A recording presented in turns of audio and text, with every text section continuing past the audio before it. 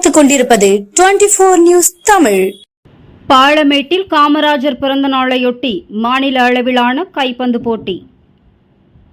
மதுரை மாவட்டம் பாலமேட்டில் பெருந்தலைவர் காமராஜர் 122வது பிறந்த நாளையொட்டி காமராஜர் கைப்பந்து குழு சார்பில் ஆண்கள், பெண்கள் மற்றும் மாணவர்களுக்கான மாநில அளவிலான கைப்பந்து போட்டி நடைபெற்றது. இதற்கு நாடார் உறவின் முறை சங்க தலைவர் நாகராஜன், செயலாளர் சுரேஷ், துணைத் தலைவர் கணேசன், பொருளாளர் ரமேஷ் ஆகியோர் தலைமை தாங்கினர்.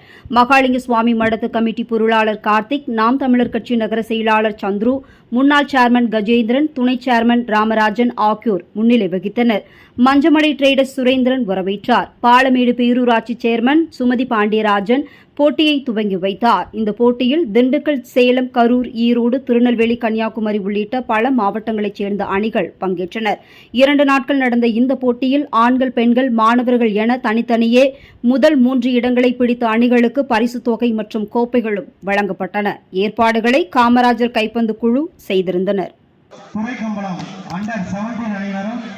மயிலாளம் 2க்கு வருமாறு கேட்டுக்கொள்கிறோம்.